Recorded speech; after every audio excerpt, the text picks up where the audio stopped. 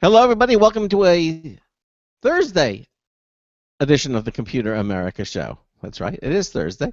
And we have an interesting program for you tonight. In the first hour, we're going to be talking about a company called Witricity.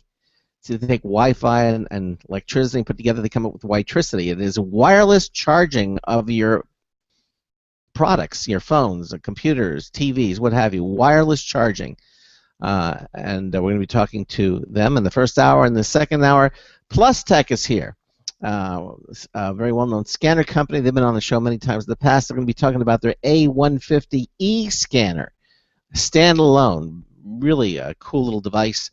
That's going to be in hour 2. And if we have time, we'll do computer and technology news brought to you by 1 minute until showtime. It's brought to you by Slimware Utilities, the official optimization software of Computer America. So sit back, relax, enjoy the show as we start off with another 2 hours of Computer America.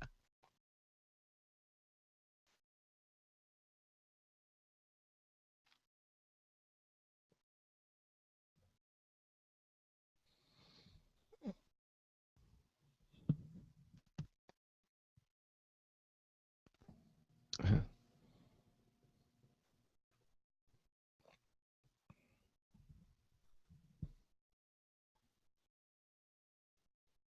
20 seconds.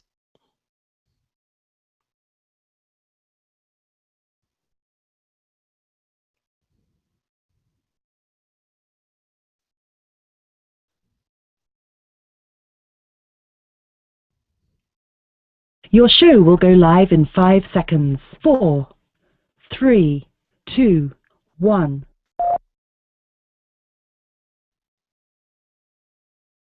Broadcasting live, it's America's longest-running national radio talk show on computers, Computer America, hosted by national columnist Craig Crossman. Look for Craig's weekly column in your favorite newspaper. This show is being beamed nationwide at ComputerAmerica.com. Keep it here for technology news, computer products, guest interviews, and your phone calls. You're listening to Computer America. Hello and welcome into the Computer America Show. It's the nation's longest-running, nationally syndicated radio talk show on computers. Computer America is heard around the world and coast to coast. And I'm your host, Craig Crossman. And I'm your co-host, Ben. And it is Thursday. Yeah. Hey, say what you want. Thursday is a good day. It is a good day. It's one day before Friday. It's like the middle of downhill. That's right. You're over the hump. Wednesday was the hump. Now we're on Thursday, and we're fast approaching Friday. And but it's been a fun week so far. We have an interesting show for you tonight. Now, in the second hour of the show, for those I've said for a long time that the cost of scanners is so inexpensive these days that probably every computer should have a scanner as a peripheral. And we have a company called Plus Tech on the show. They've been on the show many, many times over the years, and they're here to talk about their A150 scanner. This is a very cool. It's a standalone scanner. You don't need a computer to use it, but it's got its own screen. It's a really nice scanner. You can put in all kinds of different paper, cards, form factors. And just feed them all at one time. Has optical character recognition. It's got all the great stuff, and we'll be talking to them in the second hour of the show. Now, before we get started in this hour, just let me know that I just want to let you know that if you have a comment or question for our guests in either hour, we make it easy for you to speak with us. Just give us a call. Pick up the phone. 347-884-8881.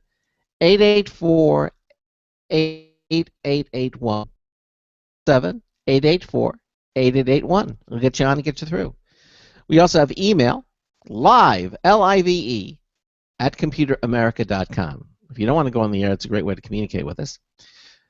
And also, we have other ways that you can interact with the show. One of them, if you go to our homepage at computeramerica.com, you'll see right there it says, on the right-hand side of the page, it says Interact with the Show. There are a lot of little buttons there. The first one is Chat and Live Video. If you click that, it'll take you to a new screen, a new page. It'll be kind of split. On the left-hand side is the entry form that you fill out to go into the chat room. It'll ask you things like a username. That's the name you'll be known by when you go in there. Click the connect button, and your browser will move you right into the chat room. It's just that simple. We'd love to see you in there. A lot of people in there now. We'd love to see you in there. And also sharing that same page, on the right-hand side of that same page, is our live Computer America video streaming page. And that, too, will start up automatically if you go to that page. And then you can not only listen to the show, you can watch the show. You can see myself, you can see Ben, sometimes you can see our guests, you can see product demonstrations. It's a lot of fun, and it's certainly another way to interact with us here on the program. So those are all the different ways you can communicate with us, all the different ways you can listen to the live show. You can also listen to us, of course, on Blog Talk Radio. You can listen to us on the Boost Radio Network, on the IRN Radio Network. We're coming to voiceamerica.tv in the next week or two. That's all happening. So just go to computeramerica.com. All the places and things that where you interact with us here on the program are at computeramerica.com. So, anything else to mention before we get started, Ben? Oh, anything else? No. We just in case we might have some time, getting some news stories. Some of them are heavy on science because this month is Computer America's focus on science, or as Aaron would say, for science. So Science? yeah. Science? Science. Okay. So yeah, All right. but other than that, though, no, I think we should get into it. Okay. Well, as I mentioned, our guest for the first hour is from a company called Witricity. And Witricity provides a unique solution to consumer electronics devices of all sizes and powers and requirements, including automatic wireless charging of mobile electronics such as phones, laptops, game controllers, wearables, in homes, cars, offices, public hotspots, and more, even while the devices are in use in some cases. That's kind of an interesting slat. Now, also you're going to hear about direct wireless powering of stationary devices like flat-screen TVs. Can you imagine having you can just hang it on the wall and not have to plug it in? That would be neat. Digital picture frames, home theater accessories, wireless loudspeakers, etc., eliminating the need for expensive custom wiring, unsightly cables, and wall wart power supplies. I hate those things, those wall warts.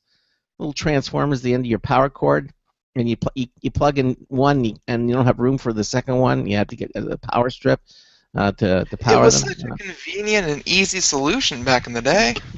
Yeah, exactly. But that day is long past. Plus, direct wireless powering of desktop PC peripherals, such as wireless mice, keyboards, printers, speakers, displays, and more, eliminating disposable batteries and awkward cabling. Now, here with us tonight is Grant Rieg, Witricity's Director of Product Management. Grant, welcome into Computer America. How are you? Great, guys. Thanks for having me. So, Witricity. Now, I kind of explained it in an overview. I don't know if I was accurate or not, but in my introduction of Witricity. But why don't Greg, you? you're way off the mark. They actually make 3D printable dice, and it's amazing. Well, that may be the case. So, Grant, why don't you, in your own words, tell us a little bit more about Witricity, the company? First of all, how long have you been around? Sure. Witricity was formed in 2007. So as far as tech company goes, maybe a few years, but we were a spin-off out of MIT. So at Witricity, our mission, if you will, is to commercialize a resonant wireless charging technology that ultimately enables a world without wires. It really all started in the mid-2000s with a professor at MIT, Dr. Martin Soljicic, and he was awoken in the middle of the night on more than one occasion by his wife's cell phone, and it had a feature, if you want to call it that, where when the battery got low, it would beep, sort of like a smoke detector, telling you to plug it in, plug it in. Yeah, wonderfully annoying. Yes, exactly. I use the term feature very, very loosely, but So he would have to get up in the middle of the night and search around, one for the phone and another for the actual charger for his wife's cell phone.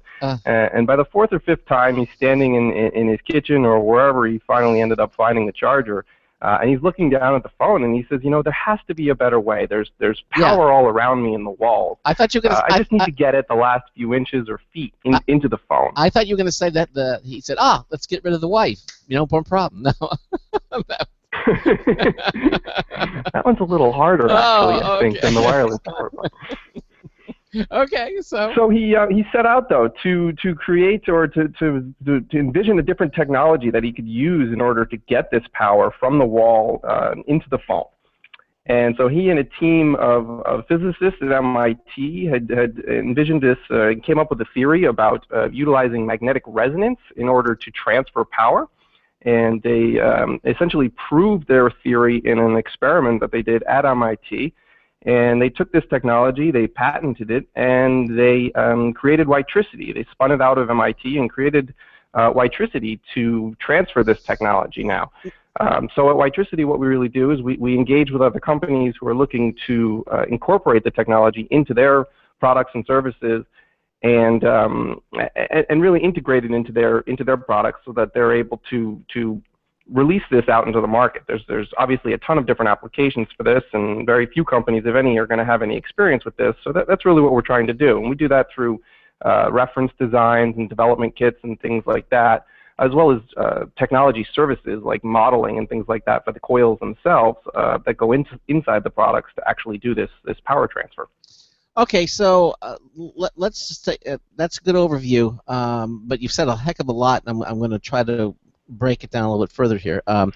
Well, who was it? It was Tesla or somebody? That was certainly the dream was to transmit electricity without wires. That was the big thing, and that was how long ago? And here we are today, and we still can't transmit, for the most part, electricity over the air. We still have high power wires, the over the ground, underground, but basically we still have wires. We're not transmitting electricity wirelessly. Now, although it was his dream, I think, to do that, if I believe I'm correct on that, and so now we've seen things called what's induction, where you have a coil and you can charge things that are very, very close with a matter of maybe an inch or even less and get some sort of power. But I think that's as far as we've really gotten today. And so can you kind of expand on, what's different or how we've improved with this, and maybe talk a little bit about Witricity's technology and how it actually works? Yeah, absolutely. So the induction technology is actually a very good starting point. I like to use the electric toothbrush as an example. I think a lot of people are often familiar with those. In the base of that electric toothbrush, or in the stand that it goes in, you have a loop of wire or a coil in there. Mm-hmm. And you have an opposite on the other side. Into the toothbrush itself, you have a similar sized coil that meets the toothbrush or meets the base when you put it down into the dock. And so you run electricity through the loop of wire or the coil in the base, and it creates a field, and through the inductive property or the inductive principle, you're able to get electricity out in the toothbrush itself that can be used to charge that device. Yeah, I have a Sonicare. That's exactly. Yep. I have a Sonicare, and that's exactly how it works. Yeah, and you don't have to physically connect it. You just kind of sit it on the base stand, and it does its thing. You can actually watch those little display lights. You can actually watch it getting stronger and stronger. But usually it takes it overnight to charge, at least the version I have. But then again, you don't use it that often. You use it once, twice a day, and so but you put it at nighttime in the morning, it's fully charged again. Right. Okay. But so the toothbrush, though, the base is designed in a very specific manner. Obviously, it's designed to hold the toothbrush so it doesn't fall over on your bathroom stand there. But it also does a very good job of one, bringing the two coils into very close proximity of one another, and two, aligning them very closely so that they don't mismatch, if you will. As soon as you pull that toothbrush away from the coil, like you said before, you get not even an inch. In a lot of cases, it's just a few millimeters away, and the charging stops. That's right. And so that's where Witricity's technology is different. we use resonance. And so, to utilize another example of wine glasses, everybody is familiar with you have a line of wine glasses and an opera singer, and the wine glasses might have a different level of fluid in them, and the opera singer might sing a very specific note, and one of those wine glasses, if that note is the resonant frequency of that, well, the energy will actually transfer very efficiently and shatter that wine glass. Okay. So we're using that same principle of resonance, but now applying it to that induction that we just talked about. So we're sending an oscillating current through the coil of the base of the toothbrush, if you will. That we're utilizing this in a different type of system, obviously, but and we're tuning the opposite side, or the received side, to that exact same frequency.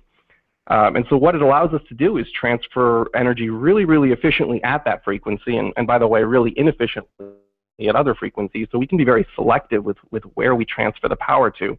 But more importantly, what it does is it allows us to pull the two devices away from each other. So now we can transfer power, depending on the size of the coil, a few inches or even more apart, and it gives us what we call spatial freedom. So I don't necessarily need to be right on top of the other coil anymore. I can move it over a few inches and still get a charge. Which is the typical scenario. Let's say if I have a cell phone, and I just want to take and I go to my office or my home, and I just drop the cell phone on the key table. I don't have to sit there and kind of line it up like I do with the toothbrush. I can just basically drop it on the table, and there's enough range or flexibility that device is going to get charged. I mean, this is what you're working towards, correct? Exactly. So there actually are some induction-based cell phone chargers on the market now. Many of your listeners might be familiar with those, but they're really picky about how you place the phone onto that pad, if you will. So if you're off by even a centimeter or two in the wrong direction, you're going to wake up in the morning and you're going to find you got a dead battery. So the adding resonance allows you to be off not only in the XY dimension, so you could create a larger pad, something for instance the size of a sheet of paper, and drop your phone on there, and it really doesn't matter where on that pad you are. But you can also go in the Z direction. So in this case, you could actually mount the pad, so to speak, underneath a different table or your nightstand or whatever it might be, and actually charge through that surface. So you're creating little power hotspots on your nightstand or on your desk at work, or even in your center console in your car. So is this one of the benefits of the Witricity's technology over some of the other solutions that you mentioned that are already on the marketplace? Absolutely. So what we don't want to do is compromise on the user experience there. We don't want you to have to either create a dock, or like the toothbrush has for your phone that makes you precisely align it. And we want to be able to just throw your phone onto something, or maybe while you're driving, the phone's going to be sliding around in your center console, and you don't want it to stop charging every time you take a left-hand turn. So the technology that we offer can really benefit and really make that user experience much, much better. And also much cleaner as far as the ways you can install these types of charging devices into things, because now you can go through, for instance, a 2-inch thick piece of granite or wood or something like that. So you can start to install these under your desk or in your kitchen counter. You can also transfer quite a bit of power utilizing this technology. So we offer reference design kits. Obviously, we've been talking a lot about low power things like consumer electronics, cell phones, and even laptop computers, but it's completely scalable. So we are also making pads that you drive your car over, and you have a receiver pad on the bottom, and this would be in the case of an electric vehicle or a hybrid vehicle, and you can just charge your car without ever having to plug it in. That's the dream, just being able to drive your electric car into your garage and just parking it, and you're good to go, and it charges overnight. Like, so you don't have to fiddle with plugs or anything like that. That's amazing.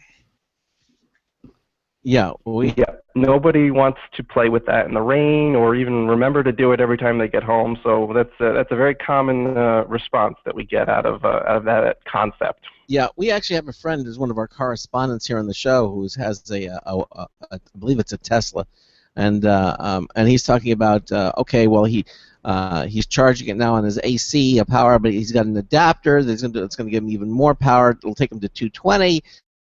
but the charging box is the other side of the house, and so he has to run wires to get it to the. So it's obviously a big deal for him. He's actually gonna have to modify the home that he's in to accommodate this. Whereas obviously, if he could just park the car in his garage and not worry about it, and have the power delivered to the car wirelessly, so in the morning it's fully charged again, that would be something very cool. Now, you're licensing this technology. Have you been talking to any of these electric car or any of these car companies that approached you on your technology? Yeah, so I mean, as I mentioned, the technology is applicable to an extremely wide range of industries. So I mean, we divide it up. Consumer electronics would be one example where we've partnered with Intel to apply this to charging laptops and other consumer devices. Mm-hmm. As you mentioned, automotive. So we've announced publicly a license deal with Toyota. So you'll start to see this. This actually will be rolled out on the 2016 or 2017 Toyota Prius. As well as a lot of tier one, so the suppliers to these OEMs like Toyota and other manufacturers. So Delphi and TDK, for example, are Witricity partners and licensees that are incorporating the technology into those types of products.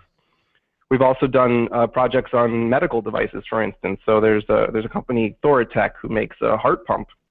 And one of the issues they have with the heart pump is that it's a power hog, and so it has actually a wire that exits someone's body. This is someone who's typically in line waiting for a heart transplant, and oftentimes they get very sick or can even die not because of, ironically, their heart issues, but because of the wire exiting their body and the fact that they get infected by that exit point. And so they're working to incorporate a battery-powered heart pump that can be charged wirelessly through the skin, so you don't have any break point in the person's body to actually charge that or deliver power to that heart pump. Wow. We've also done things with the military, charging all sorts of GPS devices or gadgets and gizmos on a soldier's vest and other types of products there. So yeah. Now, really quite a broad a range of applications. Yeah, you've obviously mentioned a number of them, but let me ask you this though: and it's interesting that the ones that you mentioned, automotive, are like really right around the corner. I mean, 2016. I mean, that's about not even a year away. So are all of these charging experiences that you mentioned or that you didn't mention compromised in any way when they're wireless? No, they're not. They're, a lot of times the first question we get from people is, well, okay, it's wireless, so I'm assuming that the charge speed is going to be slower. And it's not. So whether you're talking about cell phones or even EVs, you're going to get the same amount of power to your device utilizing resonance that you would by plugging it in. So your phone, you'll get either 5 watts or 10 watts or whatever it's able to take, utilizing magnetic resonance. The vehicle chargers, they typically operate at either 3.3 kilowatts or 6.6 kilowatts. Same power levels you're going to get with wireless charging. The positional freedom is another thing. We're really, if anything, the user experience now is enhanced because you don't have to obviously plug the device in. You're not sacrificing anything as far as charge speed or anything like that. So absolutely not. Well, that's very good to hear because you would think intuitively that okay, well you're not going to get as much wattage or voltage or whatever because it's wireless, so it'll take a little bit longer.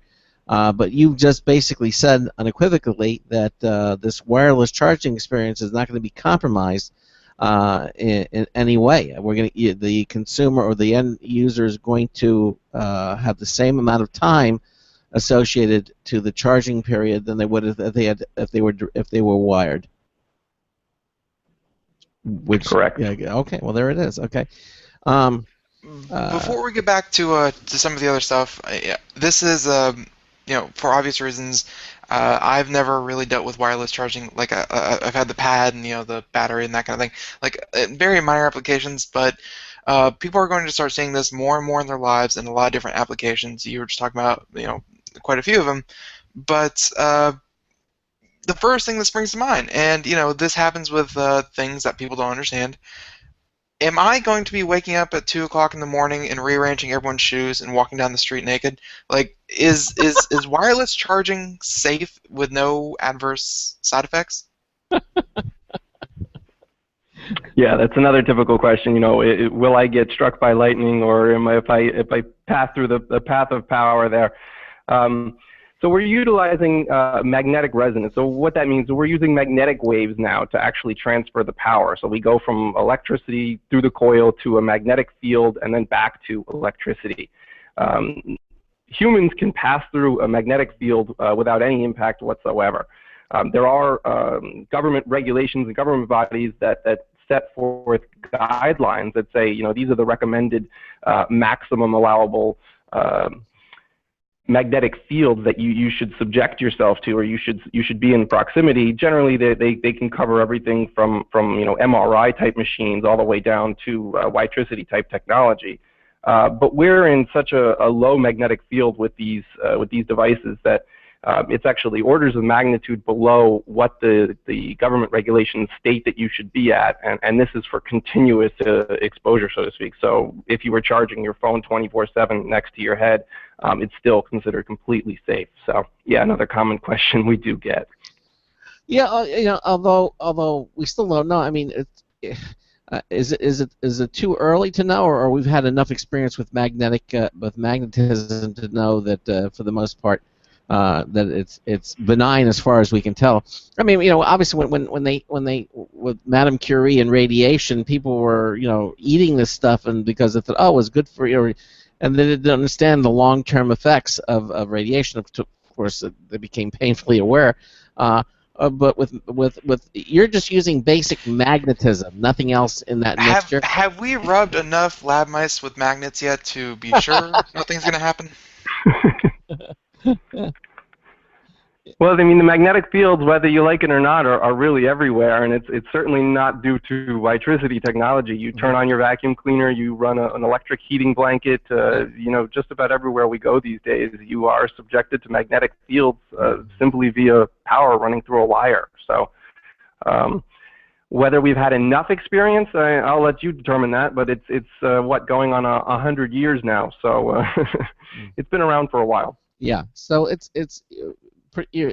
safe, is what we're saying. Of course, there's always going to be the tinfoil hat set out there. You know,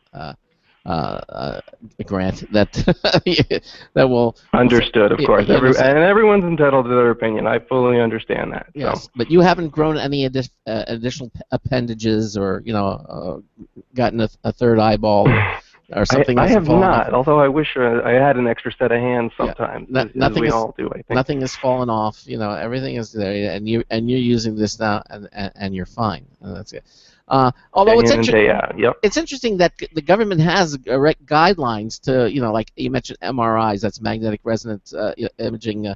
That anybody in an MRI system will know. We're not talking about CAT scans. That's radiation, but MRI. Is magnetic resonance and imaging, and yet what they're putting these guidelines down for what reason? Since we're pretty much immune to magnetism, what's the purpose behind that? Do you know?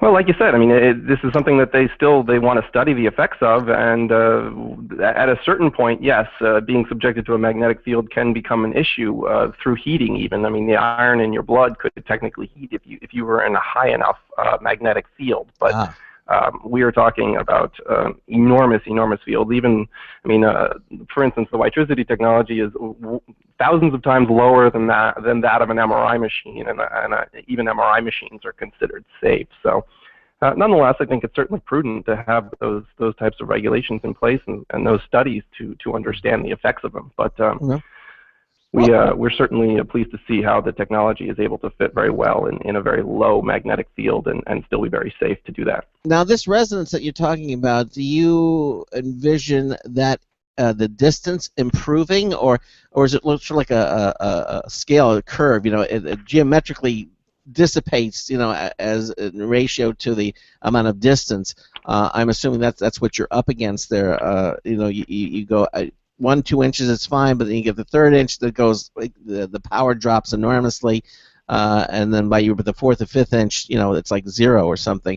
Are you looking to improve that that span, or are you always going to be a close proximity? Sure. Yeah. Well, actually, there's not really a set rule as far as the amount of distance that we can do. A lot of it's going to be related to a few factors. So depending on how large your device is, we generally can look at the transmission distance as a function of the size of the two coils that we have. So we can do typically a multiple of the size of the coil. So if you have something the size of a cell phone, you're looking at 1 or 2 times the diameter, if you will, of that coil that you put in that cell phone as far as the maximum transmission distance. If you had something like a tablet computer or a laptop or even a car, obviously, that's going to park generally up to maybe even 10 inches off the ground, and we're still able to transmit just fine over that type of distance because the ground pad's going to be larger in size. The other factor would be efficiency. So what sort of efficiency are you willing to tolerate? If you're going to be relatively close, with an inch or two, you can get what we'd call coil-to-coil efficiencies of 97 or 98%. So really, really high efficiencies. If you're willing to live with lower efficiencies, you can start to stretch that distance, and you're going to see the efficiency of the power transfer drop off. And does it drop off like geometrically? I mean, the distance, the power drop off is geometrically drops as your distance. I mean, distance is the power killer here, right? With this technology. Yeah. So I suppose if you were to plot it, it sort of looks like an S almost. So the efficiency stays fairly high within the first inch. And then, yes, it does start to drop off fairly quickly. It crosses that sort of 50% mark, and then after a certain amount of distance, it gets to, less than 5%, and it stays pretty much there. All right, but there are other tools actually we have, such as we have something called a repeater. We just had it. We're at the bottom of the hour. We got to take a little break here, and then we'll continue on with this. Ben and I are talking to Grant Rieg. He is the Director of Product Management for Witricity. We'll continue on with him when we come back. You're listening to the Computer America Show on the Blog Talk Radio Network. Stay with us.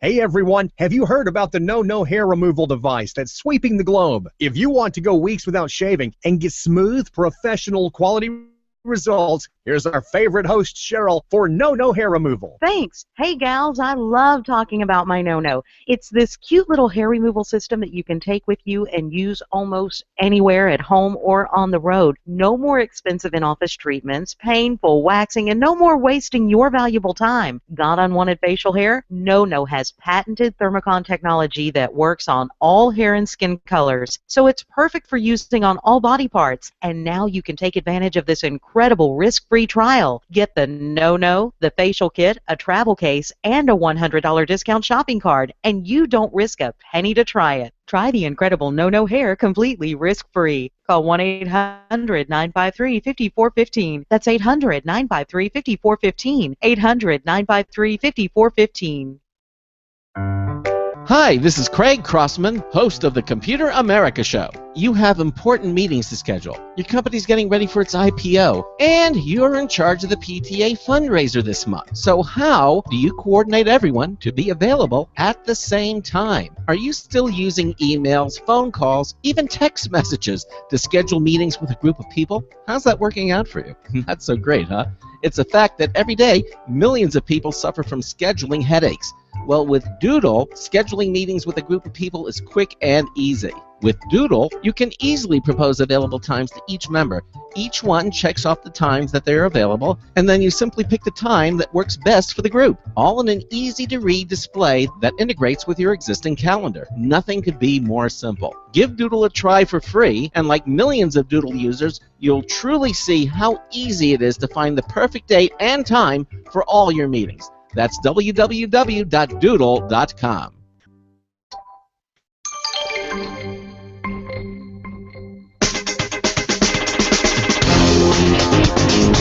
Hi, this is Marty Winston with the News Tips Bulletin Review for Computer America. This time, the TCP LED T8 tube. Kind of interesting. This is a 4-foot tube that looks like and lights like a fluorescent lamp. T8 size fluorescent lamp, and it goes into the same 2-pin on each side kind of housing as long as it's one of the approved zero start time, instant start ballasts on that fixture. Now, if you have a 32-watt fluorescent tube in a 128 or 277 volt fixture with an instant start ballast, you can directly replace that tube with the new TCP LED T8. There's no rewiring. Check their site for instant start ballast compatibility.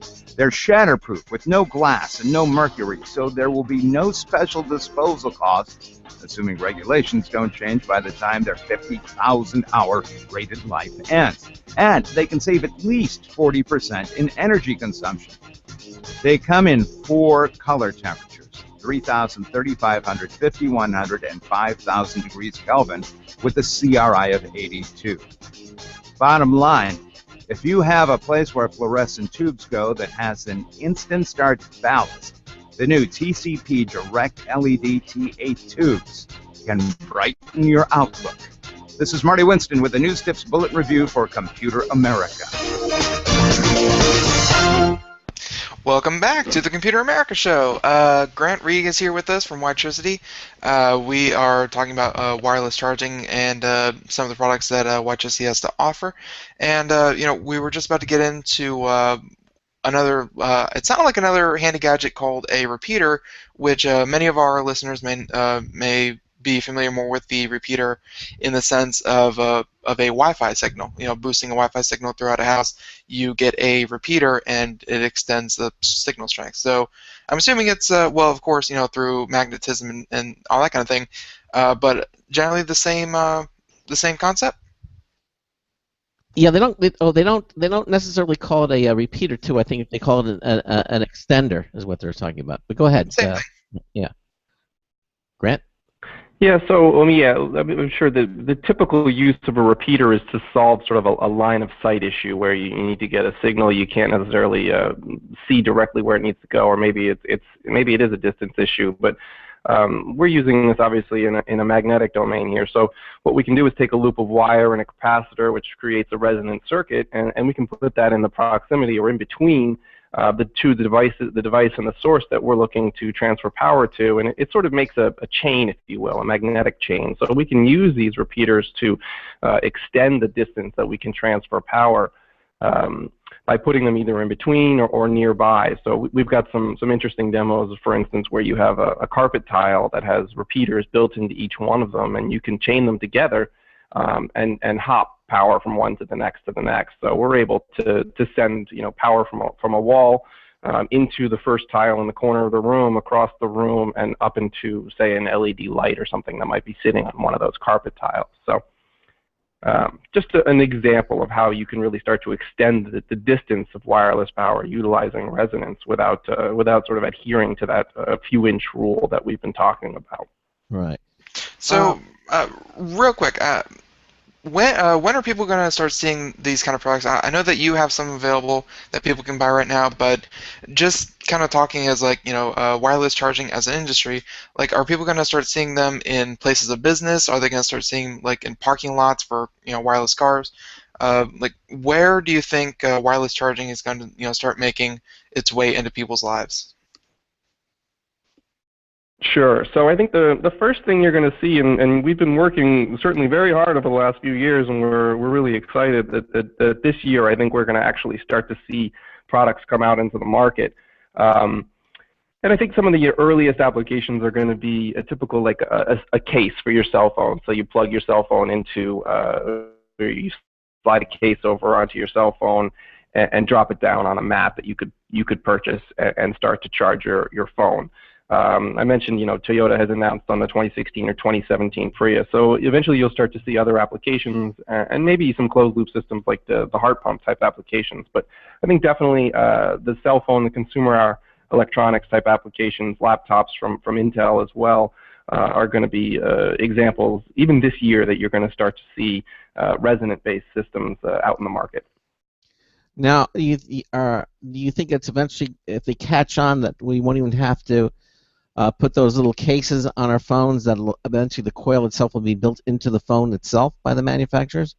I mean, you foresee that? Definitely. That's the longer term solution there is to start building them into the phones directly so that people just drop their phones down, whether they're in an airport or a coffee shop or wherever they might be, or on their nightstand at home. So definitely. Yeah. And not have to worry about plugging them in anymore.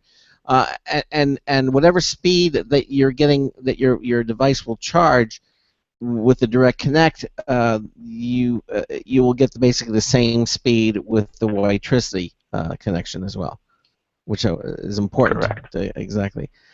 So, when can we? You mentioned a couple of the companies. You mentioned the car company, Prius. Is it going to be like a trickle, not pun intended? We're only going to see a couple, and then maybe several more the following year, or do you see like an explosion of this happening?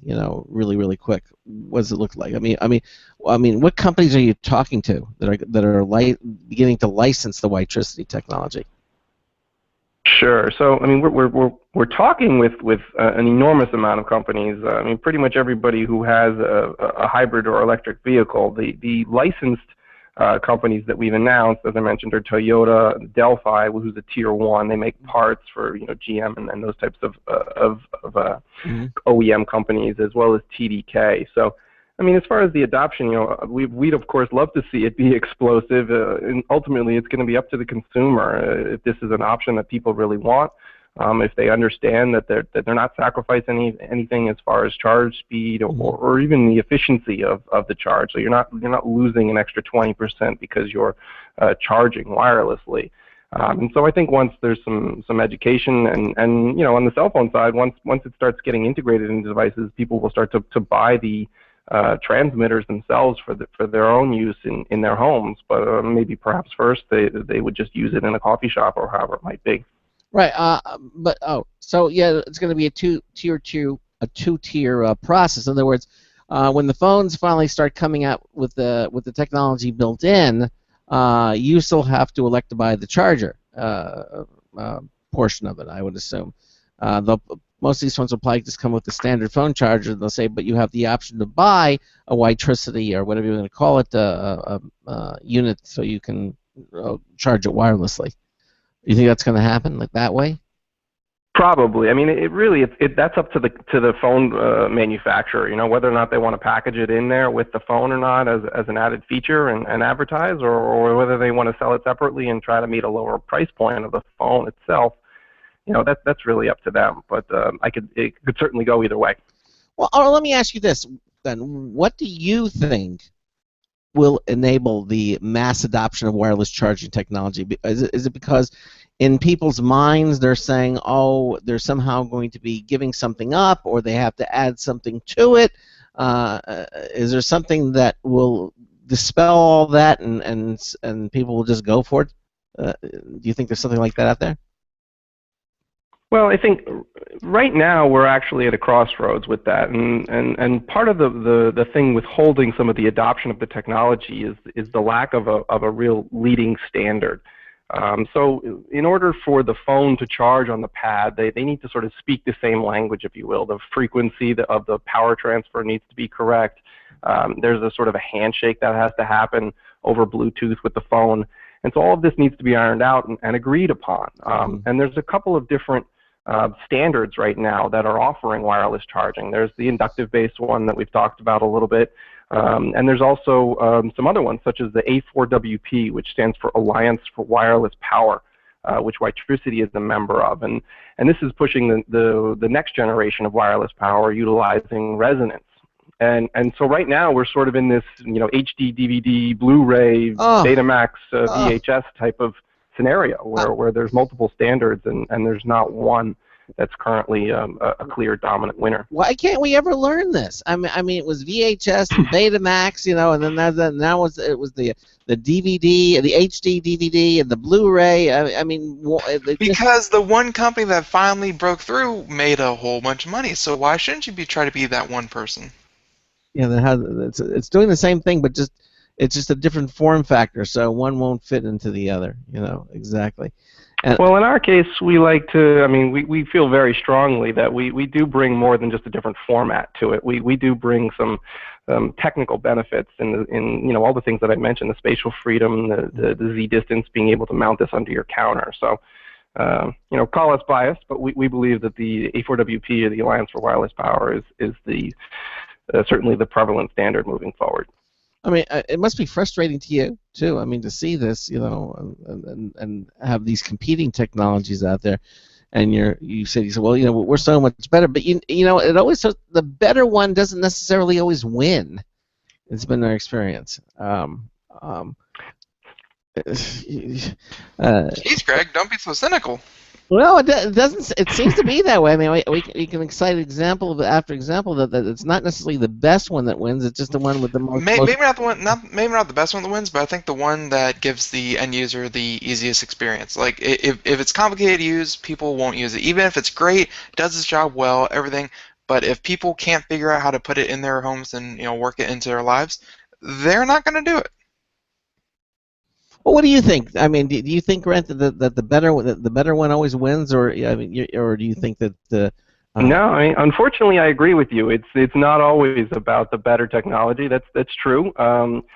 But that being said, I think if you really educate the consumer, and like Ben said, if you're able to really portray that your benefits and your use cases and how superior they can be, ultimately, I think the consumer is going to be the one to decide there, and they can vote with their wallet. They can buy if there's two products in the market. This one features X, Y, and Z, and this one features X and maybe some bit of Y.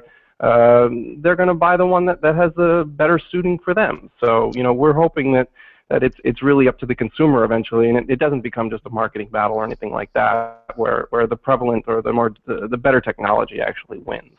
So. I hope you're wrong. Yeah, well, and I've seen that begin to happen. I mean, and happen in a shorter time frame. I don't know. It's because our technology is moving along so quickly. I mean, it was a long battle between VHS and Betamax, but the Blu-ray and the HD DVD at that point, it was a short battle. I mean, a short time frame. And the one it's that when you have competing products out that do similar things, that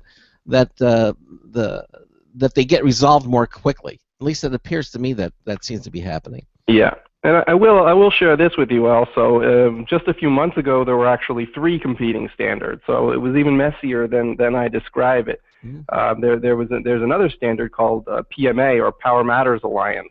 And that was yet another standard, and that one's actually joined forces with the A4WP. So now you've got 2 sort of on one side and the other guy on the other side. So we're certainly happy about that merger there, and hoping that gets us the momentum that we need to really push one dominant standard, and that's what we believe to be really what's holding back the mass adoption of a lot of these. Yeah.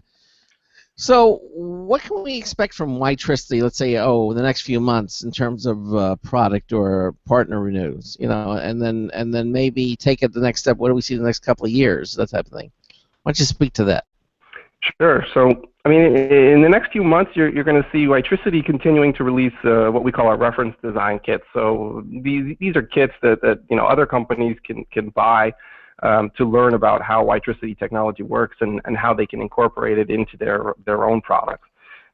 This is not something a typical consumer would buy. This is something that's more expensive than just a phone charger. Or they would get full design documentation and all sorts of other things like that. So they could actually either copy the design or tweak it for their own application. So you're going to see some consumer electronics reference kits that we're offering, as well as automotive ones as well, that automotive manufacturers and tier ones are going to be purchasing to study the technology and to incorporate it into their own products and services.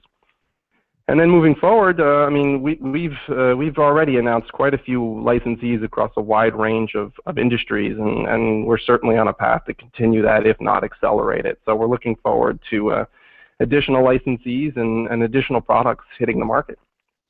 So, are you waiting for the the knock on the door, and it's, I don't know, Apple computer or Samsung or one of the big ones, and say, okay, we want to use your technology, or are you aggressively pursuing these companies? I mean, are you just sitting around for them to come to you, or you go to them, or is it a little bit of both? It's a little of both. I mean, frankly, we have so many companies contacting us constantly with applications that we're swimming in requests. For us, it becomes a matter of determining which ones are we going to get the most bang for our buck as far as dedicating our resources. I mean, in the end, we are a startup. We're not a thousands of people company, so we have to dedicate our resources where it makes the most sense. So, we're selective with who we work with, and we want to make sure that the companies that we work with have the resources to develop these things as well. We don't want to put a lot of work into teaching someone about the technology only to find that they've got 2 or 3 people working on integrating the technology. So, and that being said, yes, I mean, you have larger companies, Apple, Samsung, those types of businesses. They obviously have a lot of cloud, a lot of product out in the market. So if someone like that comes to us, we tend to work with them. Yes, absolutely.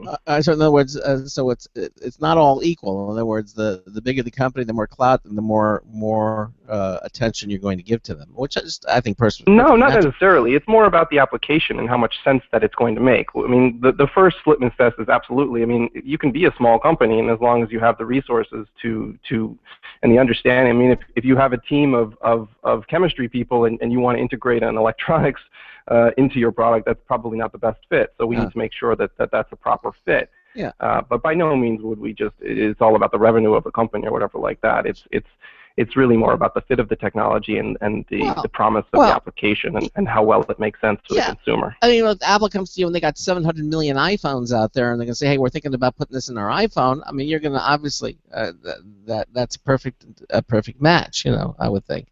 Yeah, definitely, but just as much because not because it's Apple, but because it makes sense in that type of application right, as well. Exactly. Yeah, it makes sense with that application, or Samsung, with their smartphones. Certainly, it makes a lot of sense.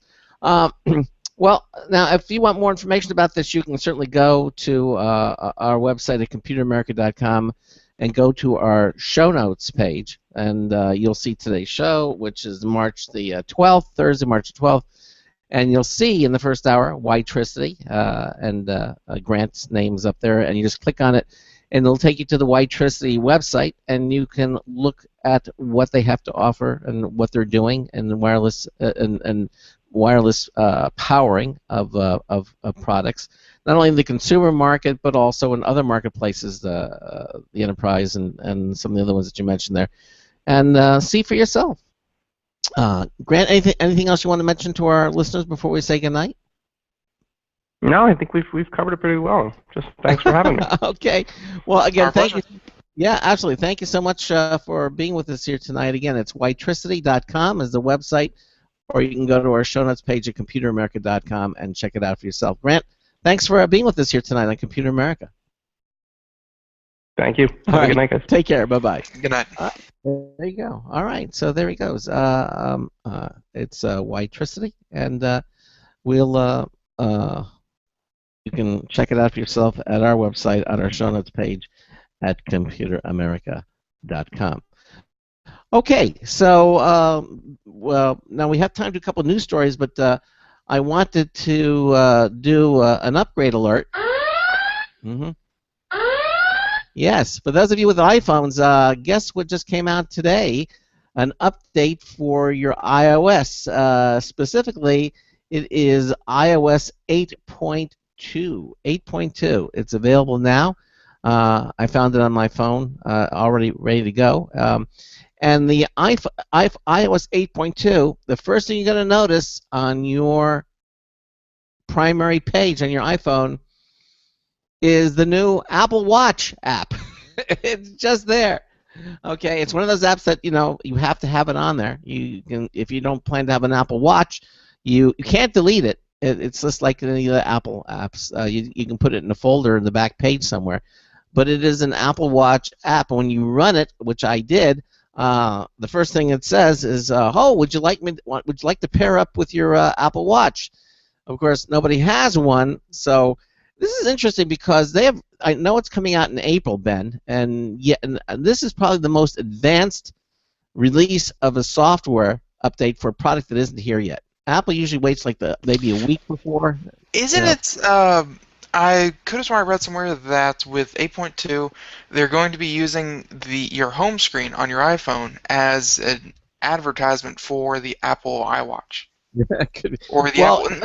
No, like they're actually going to do like you may see when you turn on your phone, your home page before you actually swipe it. It might be an advertisement for.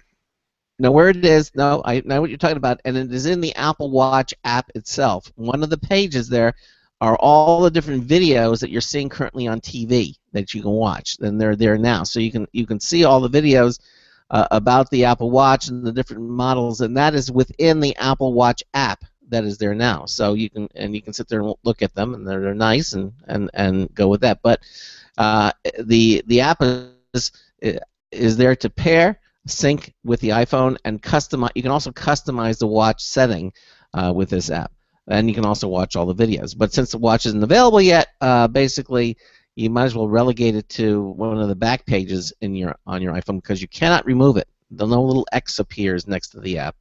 You can move it, but you can't delete it. You can't remove it. Nope, you can't remove it. Yeah, exactly.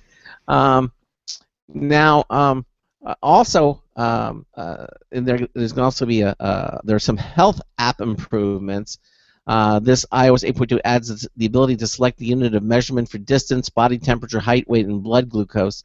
Improves its stability when dealing with large amounts of data, and includes the ability to add and visualize workout sessions from third-party apps, and addresses an issue that may have prevented users from adding a photo in medical ID. You can do that. And then it fixes various other sundry things on the health category. Also, they have had several stability enhancements with this update. It increases stability of mail, improves stability of flyover and maps. Evidently, there was a problem with that. And it improves the stability of music. It improves voiceover reliability, and it improves connectivity with made-for-iPhone hearing aids, which is and then there were quite a number of bug fixes for 8.2 that needed fixing. For example, it fixed an issue in maps that prevented navigating to some favorite locations. That was in there. It also addressed an issue where the last word in a quick reply message wasn't auto-corrected. You ever have that happen, Ben? I don't think you don't use transcription. No, I don't. Yeah. It also fixes an issue where duplicate iTunes purchases content could prevent iCloud restore from completing. That was another one. That was the nice one. Also resolves an issue where some music or playlist didn't sync from iTunes to the music app. That was a nasty one. It fixes an issue where detailed audiobooks sometimes remain on the device. In other words, you got rid of the audiobooks, but it was still there. You couldn't get rid of it. It also resolves an issue that could prevent call audio from routing to car speakers while using Siri Eyes Free. Okay, that's kind of an obscure one, but it's there. Okay. Then there's a whole bunch of other ones. I think the other one that was of issue is it resolves an issue that prevented some calendar events from automatically showing as busy after accepting an invite. That was pretty much it. So, but if you again, if you have iOS 8.1 point whatever the last version was, and you should probably update to iOS 8.2. Again, it was a thing of beauty. Because I remember having to download the multi-gigabyte version. It would take even with a high-speed internet connection, it would take almost an hour to download. With the high-speed, slower, it would take several hours. Now, the iPhone just came up and announced that it was there, and the installation was far small. The one that it gets downloaded, it was a lot smaller than the one that you have to upload from that you have to download from iTunes. And the installation only took about a couple of minutes. It did a verification, and it was done. So kudos to Apple for finally making all these updates happen wirelessly. I mean, I remember the days where every single update you had to do it through iTunes, and it could take you a long time. Now most everything is updated wirelessly. You don't even know it because it kind of goes on behind the scenes. So that was really, really nice. iOS 8.2 out today. Again, and if you have an iPhone, you probably should go for the update. Even if you don't have any intention of having an Apple, you probably always want to have the latest version of the operating system running on your phone. And again, it all works from iOS, not iOS, the iPhone 5 and the 5S and the 6 and the 6 Plus are the ones that matter here. I believe the rest of the phones don't support iOS 8.2 anymore. Okay, so that said, when we come back, we have our next guest waiting in the wings, PlusTech. They have a very interesting scanner. As I said, today I think most every computer owner should have a scanner of some sort on their computer. I know there are these multifunctional products out that will have the printer and they have a scanner kind of built in. But you should have some mechanism to bringing in documents, especially if you have documents of different sizes. Maybe not only the 8.5 by 11, but a little business card or credit card size things that you want to scan in and organize them and organize them intelligently using optical character recognition. Well, our guest tonight is going to talk to you about a brand new scanner from PlusTech called the eScan A150. And there's a video I've watched at on the PlusTech page. This is a nice little scanner, and not only that, you don't need a computer to operate it. I mean, it doesn't have to plug into the computer. It operates wirelessly. It's got its own color screen on it to direct you. It's put together really, really nice. And as I said, we're going to have Robert Fuchs on with us. He is the marketing manager for PlusTech, and we're going to be talking about the A150, among other things that PlusTech produces. So that's all coming up in the second hour. Just a reminder that our Computer America contests are in full swing. We'd love to see you do it. Head over to computeramerica.com. Go to under the Interact pull-down menu. Go to Enter Contest. You'll see our Logitech contest is there. That's in full swing. Register now. It's all on the same page. And tomorrow night, we're going to have our show reminder winner of the week. We're giving away a Logitech T650 glass wireless touchpad. That at $80. Someone's going to win that tomorrow. It could be you, but you have to subscribe to our show reminder. It's all free. Just go ahead and go over there right now and do it. We're going to take a short break, and we'll be back with Hour 2 of the Computer America Show on the Blog Talk Radio Network, the Boost Radio Network, and the IRN Radio Network. Broadcasting live. It's the only national radio talk show on computers to air every weeknight. Computer America. Hosted by national columnist Craig Crossman. The first hour's behind us, but there's still more of tech news, tech talk, and your phone calls. We're being beamed nationwide at ComputerAmerica.com. You got computer problems? Bring them on. You're listening to Computer America. Computers run the world, and we run computers. Call us or send us an email to live@computeramerica.com. Hello, and welcome into Hour 2 of the nation's longest-running, nationally syndicated radio talk show on computers. This is the Computer America Show, and I'm your host, Craig Crossman. And I'm your co-host, Ben. And we just got finished with our first-hour guest from Witricity. Witricity. If you missed it, don't worry, because we archive everything here at ComputerAmerica.com. Just go to our archives page, right there at the top of the home page, or any page actually at ComputerAmerica.com. Just click archives. You can download the archive of any of our shows there. We have them all available. We have links to Blog Talk Radio. We have links to Apple's iTunes. The direct page is there, or it'll actually launch the iTunes application. It's totally up to you, either way you want to do it. We have the RSS feed there, and also a link to our YouTube video streaming page, so you can watch the live video stream after it's not live anymore.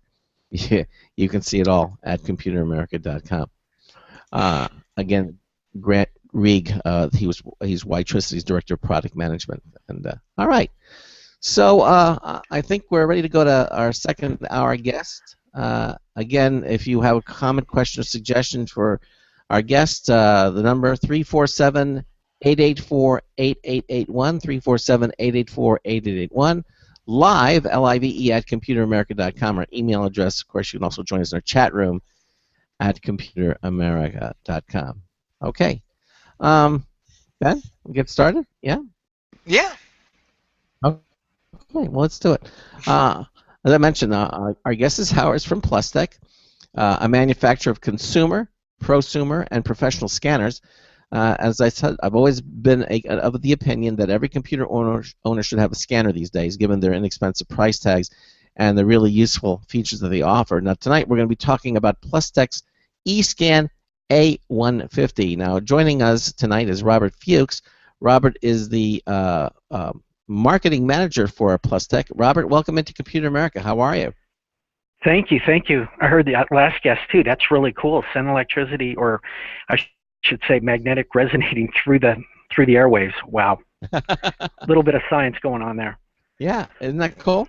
Well, you see, we like to way cool. We like to bring, cutting edge, leading edge, bleeding edge technology. That's what we do. We're a computer and technology show, and anything having to do with that, we like to have, and we bring guests in to talk about it, and afford our listeners even an opportunity to speak to them if they have a question. So it is a lot of fun. Which is a nice little segue into why you're here. Yeah, because you're with Plustech. Plustech has been on the show many, many times in the past, but why don't you let our listeners know about Plustech and what it is that you do? Thanks. We're all about scanning, and we've been designing and manufacturing scanners for nearly 29 years. Flatbeds, film and negative scanners, automatic document feeders or ADS scanners, and we're just all about digitizing media. Digitizing media. And I know Plustech has been on the show many times, and you can see all the things that you make in different products. But what we're gonna kind of focus on some of the ones. But why don't you tell us what are Plustech's latest and greatest products that are out there right now? Well, I would probably lead right up into what you just sort of mentioned, which was our eScan A150. We've created this smart scanner that's so California cool. It's just it makes scanning just very simple to use. It has the simplicity of a smartphone, and as you sort of led up to, it's PC-less. So no longer do you have to be attached to a computer. You can have this in a common area, work group. And I think it's the new water cooler, for creating community and collaborating. Put it in an area, and everyone has a reason to, occasionally digitize that document and maybe get to reconnect with their coworkers in a common area and not be tethered to a PC. Well, and I encourage all of our listeners to go to the Plustech website and check it out for yourself. We actually have a link to the Plustech website on our show notes page at computeramerica.com in the second hour. But you need to take a look at this to understand what it is, because tell our listeners what makes the eScan A150 different than, let's say, other scanners out there on the market. I think you touched it. It really comes to it being, wireless and also PC-less. And we've integrated, for no other better word, a tablet that's a 7-inch embedded, beautifully designed. I mean, it almost. I'm going to say we've got our aspirations from Apple for having that integration, and then even more importantly, the interface. It just says "Touch Me." If you look at it, it looks like a sun. That burnt orange with some other planets just to the side of it. Mm-hmm. And it just wants to be used. I think just like what you've seen in technology now, interface is so very important to having that end user want to actually experience and interact with that device. And we not just from the hardware side, but we really put in so much time for the interface, because this is I would say one of the first scanners that truly have an interface that it's built to be used, it's built to be touched. Now, this is not your typical flatbed scanner, okay? As so many people are used to saying, this is not a flatbed. It allows you to take the sheets of paper, and they don't necessarily have to be the same size, and kind of stack them in this like at about a 45-degree angle. The thing sort of slopes at a 45-degree angle, and it looks like oh, I guess and you feed them in, and then you watch the paper get scanned as it gets fed through and comes out on your desk because the thing is sitting on your desktop. Is that a fair assessment of how this works?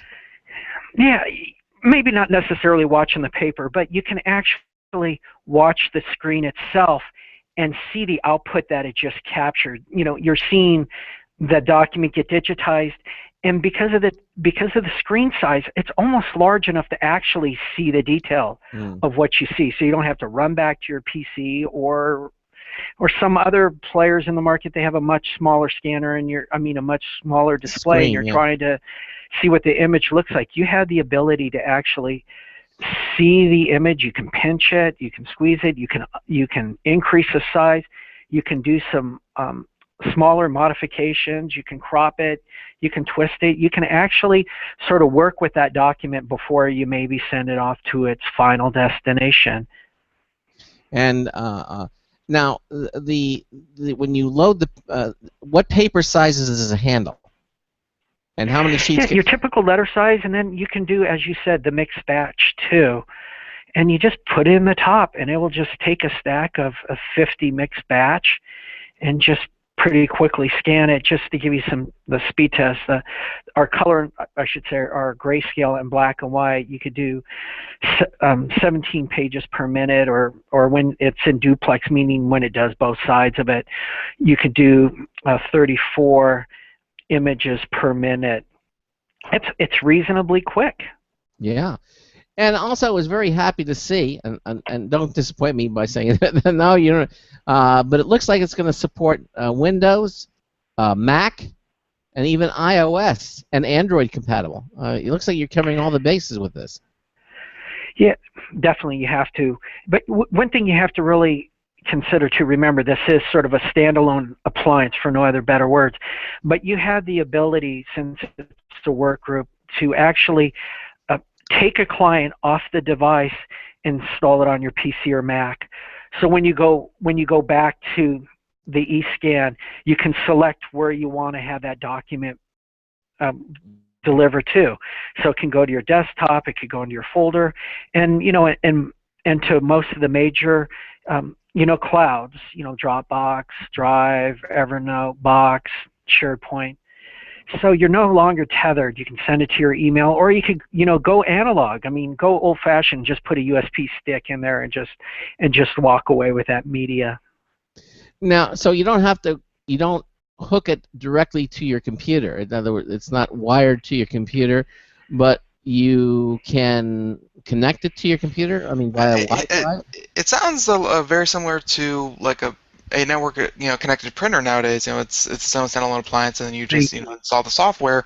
Bam, there you go. And when you actually get it, I mean, it will just, as soon as you turn it on, it will sense your wire. It's just like a phone. It will sense where your wireless is at.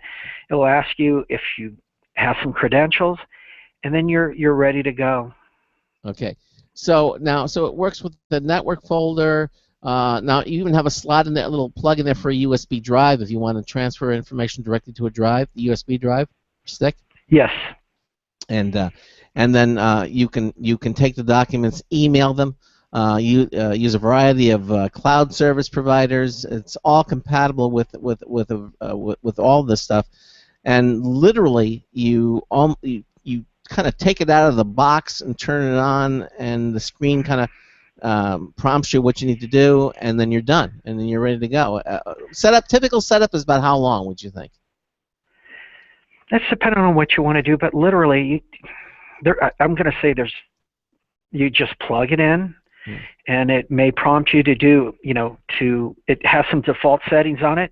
Just put your document at the top, just press that Son, and then it will just prompt you to how you want it delivered and how you want it saved.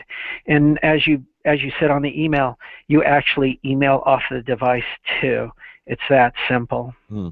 Now, I know you're the marketing manager for Plustech, so in your opinion, what markets you think will benefit most from this product? I think coming all the way back, it's more of that. the use case is that work group type of environment, to where you need to maybe have it in a common area. It's so pretty, maybe they're, it's like at a hotel, with some flowers in a vase or something like that. It's that inviting.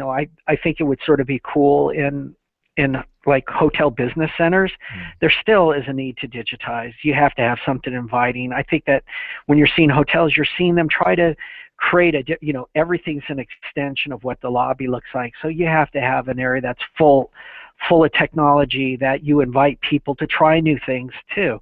So I think it would be a nice place there. Maybe a law office too, where you sit down, you have interface with a client, and you show that you have a device where you need to scan. They can see how simple it is. I think it just lends itself into places where you have customer interface too, to where, as I shared, something that's sort of really cool. And then in a work group where you just need to just go to a common area and just get something done really quickly, and not have to have a scanner on everyone's PC. Yeah, you want this? It sounds like you want this to become like the water cooler of the future. We gather around the scanner rather than the water cooler. Yeah, that would be outstanding, right? I mean, there's where can most people can talk and be productive at the same time, and I think this is so simple where you just push a couple of buttons and you can have that conversation and catch up with your colleagues and still be being productive at the same time. All right, now you might have answered part of this question, but why don't you talk a little bit how can this product improve company efficiency? Yeah, I mean, coming back to what I shared is the multiple destinations no longer that you have it. It's just, seriously, I think it's so cool. I think that it starts a routine. It becomes part of a habit. Think about digitizing. I mean, if you're forced to do it, I mean, maybe salespeople that are just don't want to get in a habit, and the thing, you just drop a receipt in. It's just so easy to do. It's just a different experience. It's a first-time experience. The interface is beautiful. It just says, touch me, try me. Okay. All right. Use me. Now, let's say I drop, I have I put some of these different pages, and it scans it in. Now, do you have any onboard intelligence that does things like optical character recognition, so I can file these documents, let's say, in an intelligent way, or what are some of my options that I can do as I'm scanning an image? Right. So, of course, it's all your typical selections. You can, do the PDF to, a TIFF and everything in between.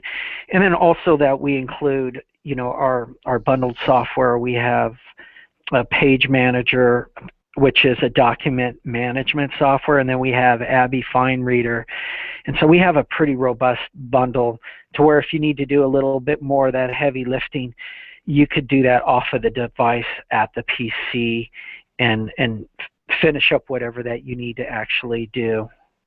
Okay, but so it sounds to me like the primary function of this device, though, is to convert or digitize your hard copy, and then once you have that, you can either you can move it, store it, whatever, put it in the cloud. Put it on your computer.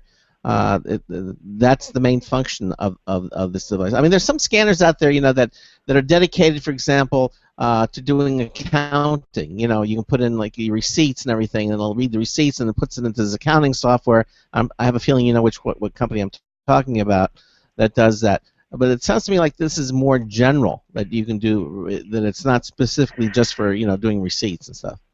Yeah, and I think definitely, I think there's, if you want to actually, attach a file like in QuickBooks or something like that, you can, create the image, and then you can, when you do that journal entry, you can have this attached. So, in case you do get audited, you have that receipt attached at this, in the same general area. I mean, talking about like workflows, some people will call us up besides, they're just saying, what is, how can I streamline an application? I was talking to someone that was basically saying, I'm looking at that. I've got a year's worth of, receipts that they're going to scramble now to digitize that and give it to their accountant. Mm-hmm. And, the workflow that we were talking about is, maybe you have the ability to, scan, put a batch of receipts maybe in a sleeve or something like that, and just put a week's worth, let it go through, and then you can attach that image or that document, for the week or your receipts in your QuickBooks and stuff like that. Mm-hmm. So I mean, there's products that their marketing is pointed towards that direction. But I think even with any scanner, you have the ability to attach, create an image and attach that into your accounting software, and so it's near where it needs to be, and you can easily get to the product or to the document or the file. Well, that's the main reason, I think, for scanning things is for archival purposes. So once you have them in, and then you can locate them more quickly and easily. Once you have them digitized. Now, when you take papers and credit cards and receipts, I mean, how much can I mix those different sizes, or do I have to kind of like be careful and do my 8.5 by 11s first, and then my 3 by 5s next? I mean, how much can I mix when I put this in? Yeah, and that's reasonable. I mean, I don't have a precise measurement of saying you can, put your letters in the back, put your smaller receipts first. You would want to maybe try to do from smallest to largest, and try to at least sort them that way, because it is, it's pulling it through the scanner. So if you do a typical, if you really mixed it up, you may not, you may get some errors. Okay, all right, but it will. At least you'll see that on the screen, on the big 7-inch screen there. You're gonna be able to see that. Yeah, and and I think that's the point too. If you feel like you need to do it over again, let's feel, if it's not perfectly, because you have that smaller item, maybe it pulls a little different. Maybe that's a problem for some, but mostly for not. If it's just for archiving, you want to create that, that workflow that you can quickly get through your materials as quickly as you can. And if you have something that's really important, then you can, of course, bump up the resolution or something like that to get that most perfect image. Okay. Now, where's the product available? Where's the A150 available? With all of our online partners that are, typical, that sell into, the online channel, B of H, right, Newegg, Adorama, all right, and I think Best Buy Online. So okay. How much is it? $5.99, and I think that's one of the most important. I think we had this price point that is maybe unheard of for a computer that's mounted into a scanner. That's reasonably priced. So if you want to learn more about the PlusTech eScan A150, you can go to their website. Or you can go to our website at computeramerica.com and just click on the show notes button, and you'll see today's show again. And in the second hour, we have a link to the PlusTech website, PLUSTEK.com, and you can check it out for yourself. What can we expect next from PlusTech? You just got another minute or so, Robert. I think we're going to come back to, we have a huge film fanatic base, these photographers. I was just at Photo Plus show, and they are still, their shoebox is full of negatives that they still have to digitize. They don't want to just pass the shoebox on to their family members. And we have a Ferrari of a scanner called the 120 that's been in the marketplace for about 2 years. That is automatic, so you can put in a tray of medium film format, which is the 120 plus 35. Maybe we're going to go down to a Ford Mustang. It hasn't been announced, so this is the first. I'm going to tease it. Is that it's going to be just for 35 millimeters, and you'll be able to put a tray, and we'll ingest it and just move it along at sort of a batch process. And my thought is that we'll maybe start be able to see a launch, late summer this year. Okay. All right. Excellent. Well, again, Robert, I want to thank you for being here with the show tonight. Again, I think it's a very cool looking scanner, and again, standalone, got that 7-inch color screen on it. I encourage all of you to go out and check it out at the PlusTech website, plustech.com, or just go to computeramerica.com and check it out for yourself. Robert, thanks so much for being with us here tonight and letting us know about it. Excellent. All right. Excellent. Thank you. Hey, you take care. Have a good evening. Good night. Good night. Right. Bye. Bye. All right. There he goes. Okay. So PlusTech. So I think let's do some computer news because we got lots of great things to talk about. Okay, let's do it. Tonight's computer and technology news is brought to you by Slimware Utilities, the official optimization software of Computer America. You can visit them at slimwareutilities.com to clean, speed up, and optimize your Windows system for free. Free? Absolutely. No, I thought you were waiting for me to say it. So whatever. I don't even know anymore. I don't know. I just work here. Yeah, keep you off balance.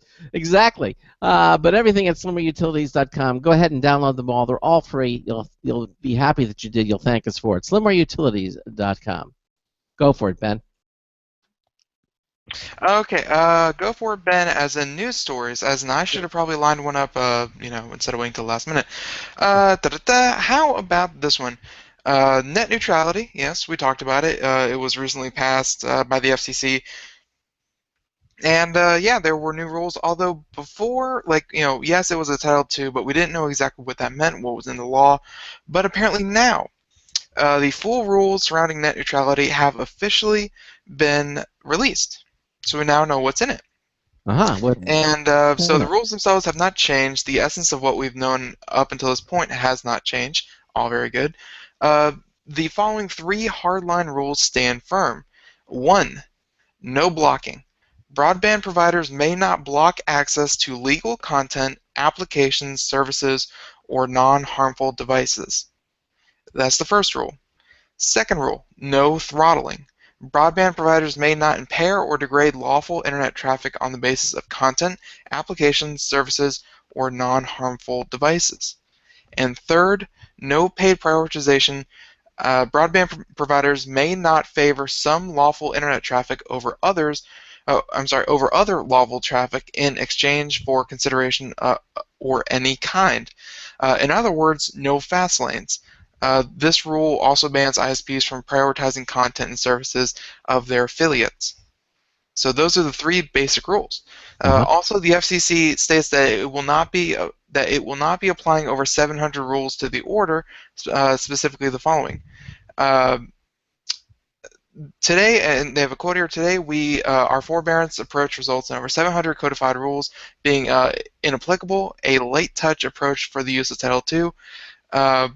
This includes no unbundling of last mile facilities, no tariffing, no rate regulation, and no cost accounting rules, which result in a careful tailored application of only those Title II provisions found to directly further the public interest in an open internet.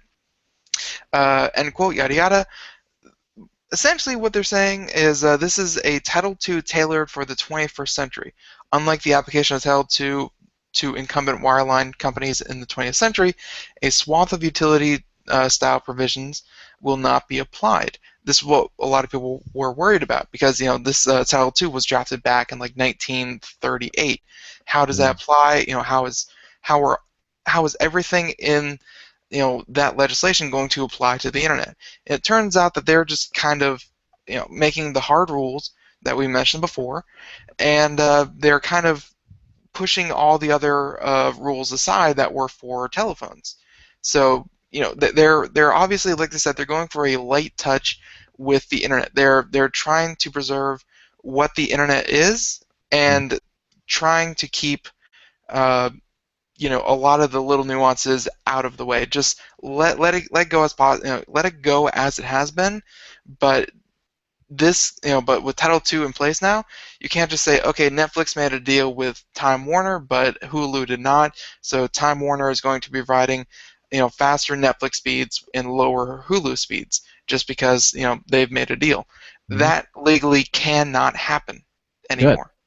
So this is evening the playing field, but thankfully, once you get government in some things, it's hard to get them out.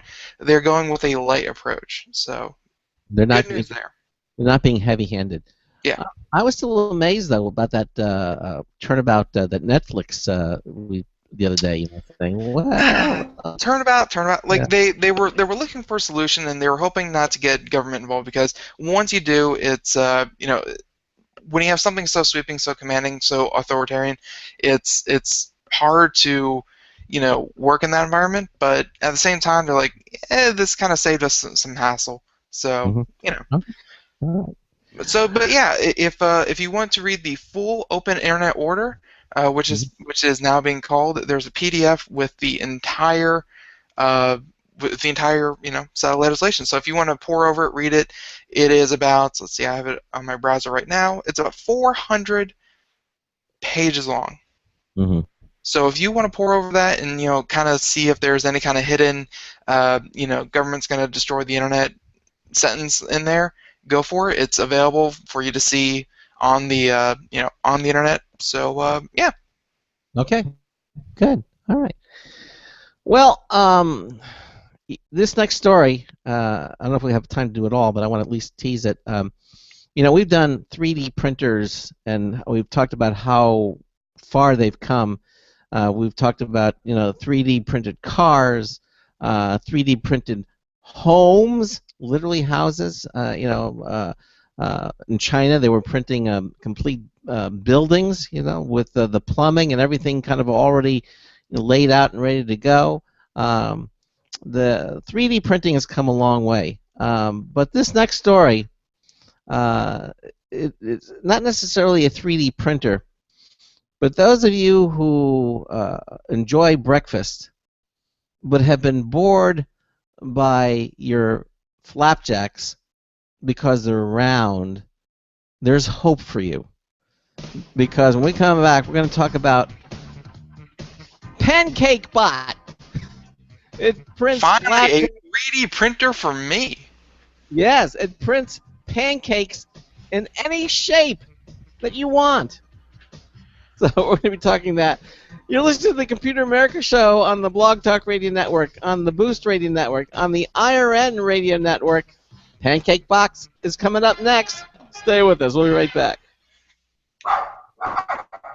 Looking for a best friend? Brother Wolf Animal Rescue has your best friend waiting just for you. The mission is to protect and enhance the lives of companion animals and the people who love them. Their no-kill rescue shelter is open year-round, making it easy for people to adopt their best new friend. This year, Brother Wolf will find homes for over 2,400 orphan dogs, puppies, cats, and kittens. All have ended up as an orphan through no fault of their own. Brother Wolf has created a safe, nurturing environment where these special animals can heal emotionally and physically until they find a lifelong home. Their life-saving transport program brings dogs and puppies from overcrowded shelters in the south to rescues in the north where homes are easier to find. Brother Wolf Animal Rescue is a 501c3 organization. To learn more about their life-saving work and to make a donation, visit their website at www.bwar.org.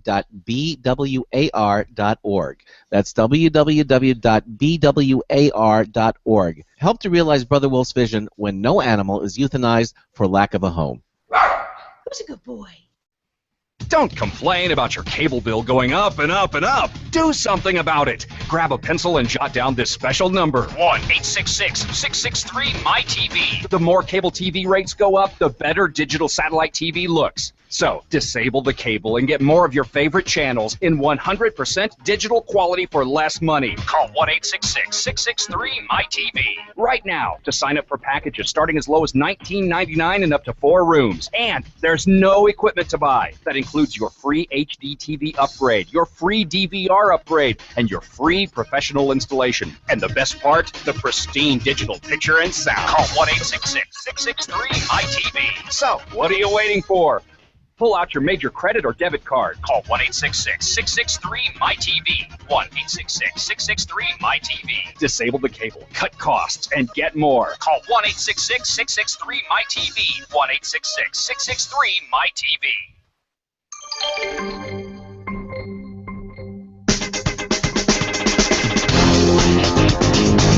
Oh, is it my turn? Hi, this is Marty Winston with a News Tips Bulletin Review for Computer America, this time of the Wink Hub. There is no Rosetta Stone in home control, but the Wink Hub has both Z-Wave and Zigbee on its menu. Once you associate devices with its hub, you use your smartphone. It lets you set up what it calls robots. These are rules that fire under a combination of detected events, location, and time of day to make something happen. That could mean turning one or several things on or off, or sending a message or an email, for example. Well, it's almost vending machine simple to set up and use. The varieties of sensors and effectors with which it can collaborate make it capable of some very sophisticated responses to circumstances. Bottom line, the unassuming-looking Wink Hub is deceptively simple to install and run, given its ability to become a portal to a place where clever robots can become the caretakers you never thought your house could have. This is Marty Winston with a News Tips Bulletin Review for Computer America. Welcome back to the Computer America Show. It's 33 minutes past the hour. That was Marty Winston. Yeah, we're doing computer and technology news in this last half hour of our Thursday show. And yeah, Craig was just teasing the story about a 3D printer like none you've never seen, yet have been patiently waiting for your whole life. Yes, and it's called the Pancake Bot. And I don't know if it's necessarily a 3D printer per se, but it's a printer that will print flapjacks in any shape you can trace. What's this with a pancake? In my defense, no pancake is two-dimensional. That would be a physical anomaly. It's three-dimensional. Now, what's the difference between a pancake and a flapjack? Colloquialism. Okay, well, same as a hotcake. Same as hotcake. All right, well, we've all been there, awake at some ludicrously early hour on a Saturday morning, no less, slaving over a hot griddle only to have your pancakes snubbed because they're too circular. Well, next time, impress your brood by frying up some custom-designed flapjacks using this robotic pancake printer. Okay, it's called the Pancake Bot. This device combines an electric griddle. Oh, it has the griddle already on it, too. Gosh. So it combines an electric griddle and a patent-pending batter dispensing system to effectively print out pancakes virtually in any shape you can imagine, or at least trace. The process is fairly straightforward. Use the included software to trace, create a design, transfer that image file from your computer to the machine via an SD card, and then just wait until it's time to flip your edible masterpiece. Okay? Pancake Bots already has more than doubled its $50,000 crowdfunding goal. That's a Kickstarter project. Okay? The device is expected to retail for $300 when it ships this July, but you still have 28 days to pre-order one for half that price through Kickstarter. There it is, the pancake, 3D printing pancake. I didn't realize it has the griddle on the printer itself. In other words, you don't have to print it out and then transfer the thing. I guess that would be really messy to do that. So they figure, so it actually cooks it right there on the Pancake Bot. Yep. That makes sense. If you think about it, actually, it makes a lot of sense to do it that way. Right, no, but better than setting up scaffolding around your stove just to try to. What shape would you eat your pancakes in? What would you print out? Me? Oh, but every morning, every single morning, I would write out my name and eat Ben pancakes every morning. just in big, cursive, bubbly script, Ben. Okay, there it is. Okay, next story. Next story. Okay, how about this one? This one from Engadget, and this has some pretty cool. This is new technology application. So yeah, it's for science. So this is a little sciencey.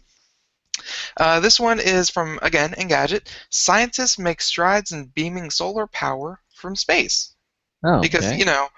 getting solar power from space traditionally has been very, very hard. The idea of powering humanity by gathering an endless supply of solar energy, from space, has taken a huge step towards becoming a reality. Scientists working for JAXA, Japan's Space Administration, have announced a major breakthrough in wireless power transmission, in that they've actually been able to do it with a high degree of accuracy for once. The team reportedly beamed 1.8 kilowatts, enough juice to power an electric tea kettle, more than 50 meters to a small receiver without any wires. Up next, scaling the technology for use in tomorrow's orbital solar farm. The research has been able to do so by first converting the electrical signal to microwaves, then beaming them to a remote receiver, and finally converting them back into electrons. This successful experiment is the first time scientists have been able to move electrons over an appreciable distance with such a high degree of accuracy. Okay. Apparently, JAXA has been diligently working on this technology for years. The program aims to harness the constant supply of solar energy directly from space using orbital solar farms, then beaming it back to Earth via microwave transmission. As if it wasn't dangerous enough already, you have to worry about rampant microwave beams.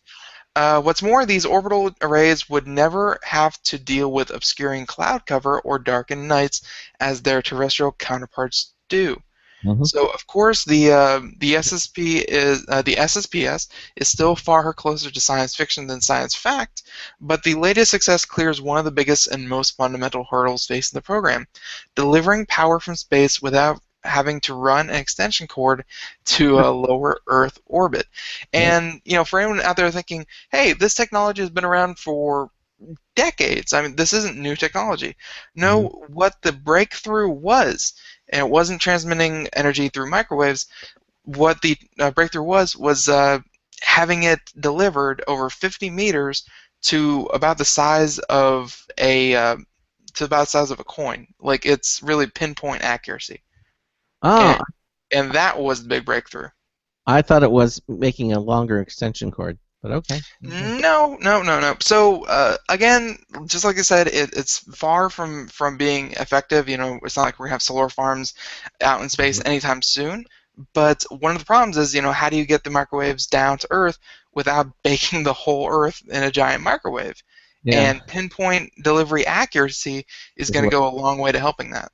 Sure, I would think so. Makes a lot of sense. We talked about the NVIDIA's GeForce Titan X. I'm not calling it 10 now. I'm calling it Titan X. Notice that. Good. I'm glad you're learning their proper names. Yes. And yet, still wasn't. Not too much was known about it. And according to this story by Paul Lilly, the first purported GeForce Titan X benchmarks have appeared online. And it's sort of a sneak peek at the performance. This card is supposed to be the end-all when it comes to graphics cards. When they unveiled the GeForce Titan X graphics card at the 2015 Game Developers Conference last week, the company's CEO revealed almost nothing about the part other than to say it has 12 gigabytes of onboard memory and 8 billion transistors. There was no mention of other specs, let alone benchmarks, though information across the board has begun to leak on the web, including the first look at how the Titan X performs. Now, bearing in mind that none of this is official, the folks at videocards.com reports that the Titan X sports 3,072 CUDA cores, 192 TMUs, 96 ROPs, 1,002 megahertz clock speed. The boost is unknown. 1750 megahertz memory clock, and a 384-bit memory bus, resulting in 336 gigs of bandwidth. Gigabytes per second of bandwidth. Okay. Yeah. That's amazing. That's so many CUDAs and ROPs and TMUs and crazy. I don't know what half those mean. Yeah, the site also reports there are 3 mini display ports, 3 of them mini display ports, a single display port, and an HDMI port, along with 6-pin and 8-pin 1H PCIe power connectors. Now, as for the benchmarks, they show the Titan X scoring 22,903 in 3D Mark 11 using the performance settings, and 26,444 when overclocked. Both are lower scores than AMD's Radeon R9295X2. That was 28,930, by the way, though they blow the Titan and the Titan Black out of the water. Okay. There are also benchmarks for other 3D Mark tests, along with 2-way, 3-way, and 4-way Titan 10 SL scores. But, the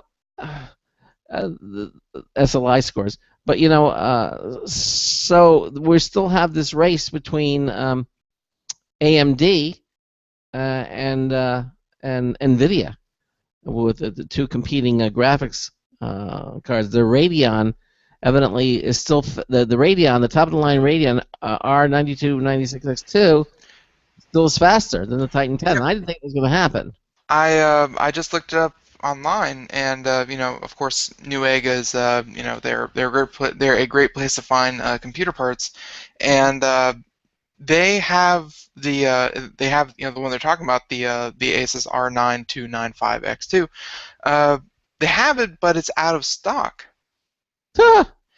But guess how much it is? Because this is going to be a little bit better, the price point should be very comparable to the price point of the Titan X, which we haven't seen yet. Mm-hmm. So guess how much it is? Well, how much is the Titan X? Have they given the price yet? They haven't given the price yet. Okay, well, I'm afraid to guess what the AMD was. Go for it. Remember, it's a graphics card. It's just a graphics card. $1,000. $1,099. Wow. You must really want to. In the worst way. In the worst way. I would. No, I'm not. I can't say that on the air without getting kicked off. So yes, I want that graphics card very bad. You do. I do. So, but yeah, it's apparently it's going to be about $1,000 for a graphics card alone. And that AMD card is going to be faster than the Titan X? Yep. Wow. So, well, that's I wonder, because usually when the one company comes out, when they come on the tops the other, one that tops the other. Obviously, NVIDIA knew about the Radeon product. Why didn't they make it so their Titan X was going to be faster? Why did they come out with one that's top of the line that's slower? Because no matter which way you cut it, this is NVIDIA's fastest graphics card. It may not be the fastest on the market, but it's the fastest one NVIDIA has, and it's a very, very marginal, or at least it's a large margin better than their previous highest power graphics card. Yeah, the Titan. So again, it may not be the best on the market, but it's certainly better than anything NVIDIA has to offer. Maybe they couldn't, maybe for the price point they were trying to reach, or maybe they were really, really, really trying to get that $999 price point locked down. Maybe they were just trying to get the form factor right. There could be many reasons why they can't right now do better than Radeon, but they still put out something that's top of the line for them at least. Wow. And again, if you're running two of these things, no one's going to be like, oh man, this feels so sluggish. What's wrong with this thing? This thing is going to power a lot. You can turn on all the special effects for your games and not worry about it. You might be able to run The Witcher 3 on high settings. Yeah. That is impressive. Is Witcher 3 the end all now for games when it comes to it used to be Crysis, but The Witcher has traditionally like I currently have The Witcher 2. I bought it about a year and a half after it came out, and on my computer, which is pretty beefy, it's starting to show its age, but on my computer I can't even run The Witcher 2 on full settings. And I have a pretty decent computer. So The Witcher is not only is it a pretty good game in its own right. Like, it's not just one, it's not like Crysis, which is just a thrown together first-person shooter with really, really good graphics. It's actually a very good game, but the settings on it are so high, so power hungry, that it's a good benchmark, because a lot of people get it anyways, and if everyone's getting it, then when you say I can run everything on high, you're going to start dropping jaws, because people are going to know exactly what that entails. So Witcher actually puts more of a strain on than Crysis does? Well, the Crysis hasn't put out a new game yet, so. Okay. So Witcher 3 then is going to be the standard. It's currently probably one of the highest graphics, one of the most graphics-intensive games on the market today. Okay, well, there it is. Okay, well, now you know the benchmarks for the Titan 10, the Titan X. Okay. Yep. Okay. All right. Yeah. How about this story? This story is a little bit more, pop culture, what have you. Star Wars Episode 8 just got a release date. Again, this was this December. Star Wars Episode 7 is coming out. Yeah. So this is the release date for 8. Okay. So just when it was almost quiet on the Star Wars news front, Disney kicked up the dust with 2 big announcements about the future of its oldest cinematic universe. Star Wars Episode 8 will hit theaters on May 26, 2017. Oh, that's a little ways off. 2 years. Yeah. But hey, we're gonna have a movie in between to break it apart, so that's not too bad. And the title of the franchise's first standalone film will be Rogue One. Craig, I don't know if you know this. Do you read fantasy a lot, or at least sci-fi? I used to read a lot of sci-fi. Now I don't read that much sci-fi anymore. Well, whenever there's a pretty big universe out there, Dungeons and Dragons, Star Wars, Warcraft, there tend to be these licensed franchise books that, they're signed off by, whoever owns the copyrights, but they're written by authors who have never, written before for the Star Wars universe, who have never written before for whatever universe they're writing in. It's kind of like fan fiction, but it's one step beyond. They're kind of like, okay, this is, we're gonna let this happen. And one of those was Rogue. It was kind of like a fan fiction, but it was a standalone novel in the Star Wars series. Mm-hmm. So it didn't. So it was following completely different characters, still the same timeline, just different character, different events, different things. And apparently, in what I think is probably a stroke of genius, Disney is licensing the franchise out to independent films. Okay. Which, I never really thought of before. Plenty of people have, kind of created their own version of the Star Wars universe, and if they're willing to, sign it out to people to create their vision, in movies, that's a game changer, because not only are you looking forward to Episode 7, Episode 8, Episode 9 of Star Wars, now you can also look into Rogue One of Star Wars, or whatever other movies are coming out in the Star Wars universe. You would think you would think with the whole galaxy there would be other stories going on other than Princess Leia, Which is true, and there are. So this is where Rogue One comes out.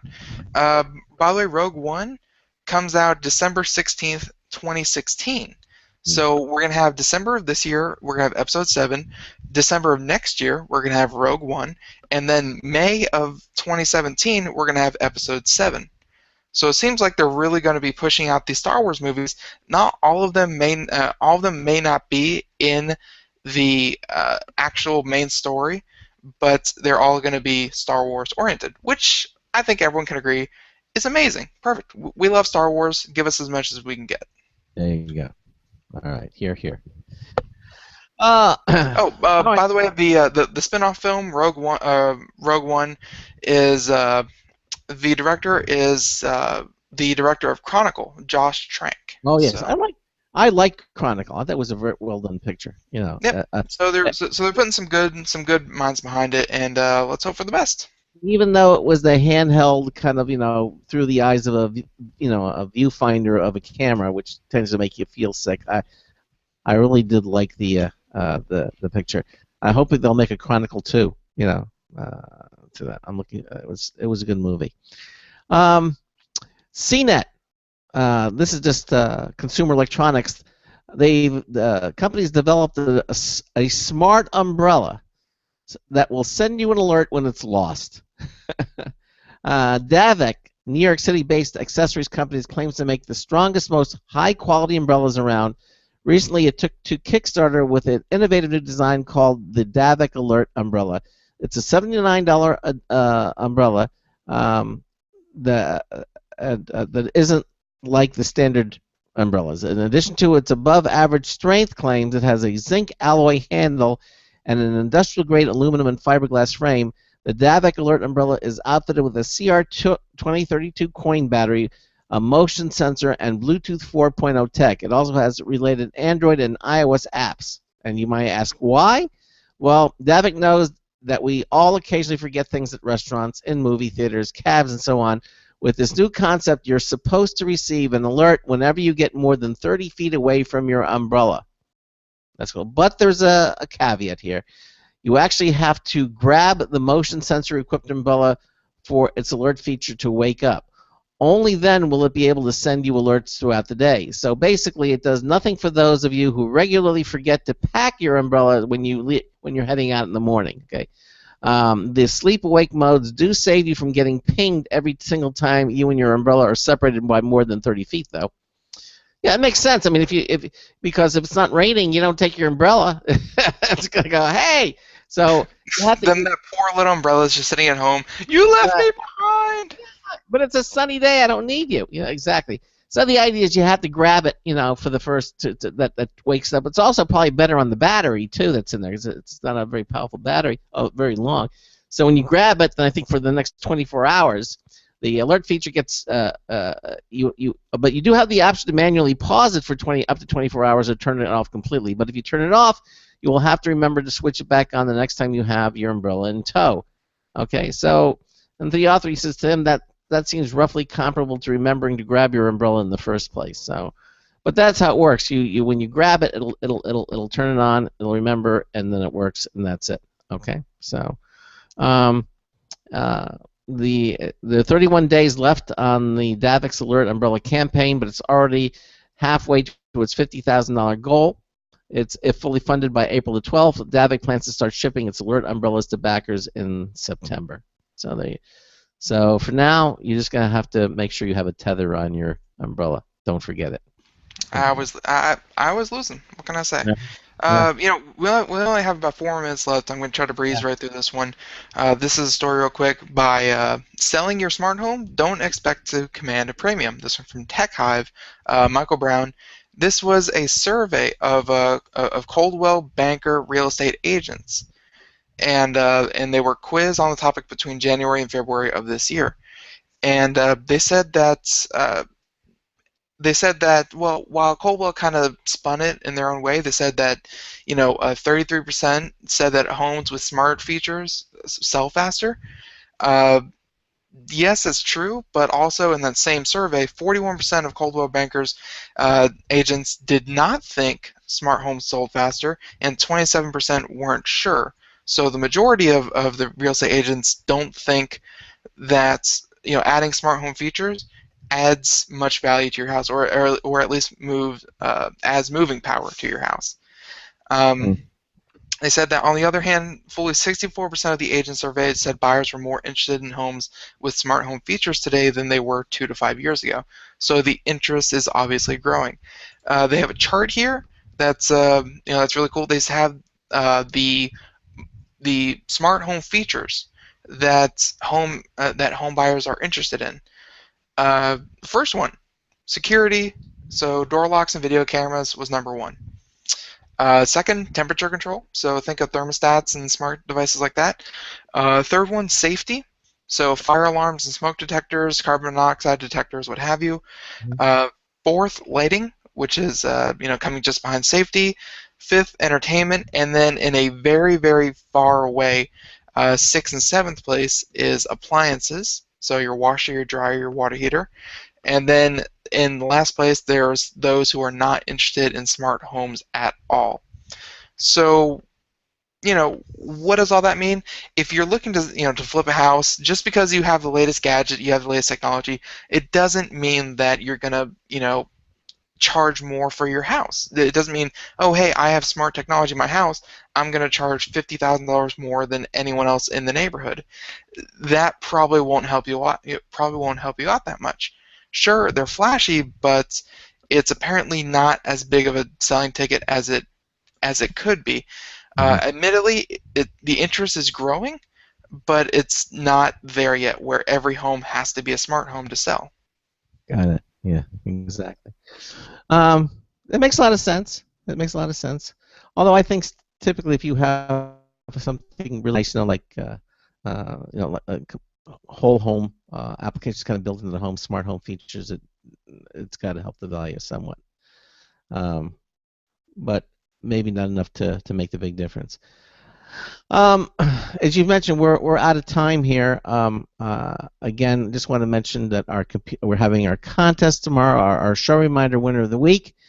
If you haven't registered for our email newsletter, the show reminder, you really should do so. Head over to computeramerica.com and just click on the button right there. That's to register for the contest. It's every Friday. It's under the Interact pull-down menu. You'll see it right there. So reminder, you subscribe to the show reminder, and by subscribing to it, you automatically get put into our weekly email drawing, and it's for the Logitech T650 rechargeable glass touchpad, about at $80. We're going to be drawing that winning name tomorrow night. Again, just put your email address, first and last name, hit the subscribe button. 90 seconds. It'll send you a confirmation email to once you respond, and then you're done. It's just that simple. So get your registration in now. You could be winning tomorrow. Tomorrow night, we're going to have in the first hour log bar. Now, this is cute. This is not cute. This is very interesting. This is a ring. This is truly one ring to rule them all.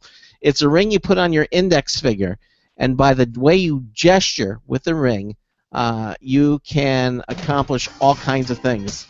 Turning things on, turning things off. 60 seconds. Controlling your home, social interaction media. We're going to have log bar on the first hour. It's really interesting. Maybe we'll even get a video demonstration if possible tomorrow. And then in hour 2, of course, will be computer and technology news, brought to you by Slimware Utilities, the official optimization software of Computer America.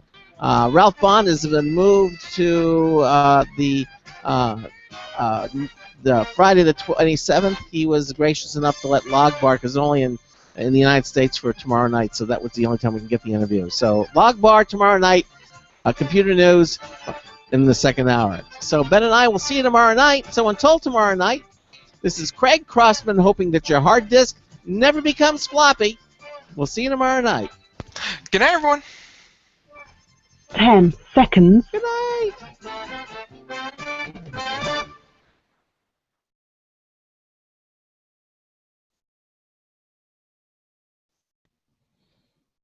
Thank you for using Blog Talk Radio. Goodbye. All right. Again, thanks everybody for watching us on our live video stream, and Ben and I will see you tomorrow night with Logbar. It's going to be interesting. So we'll see you. Bye-bye. Bye.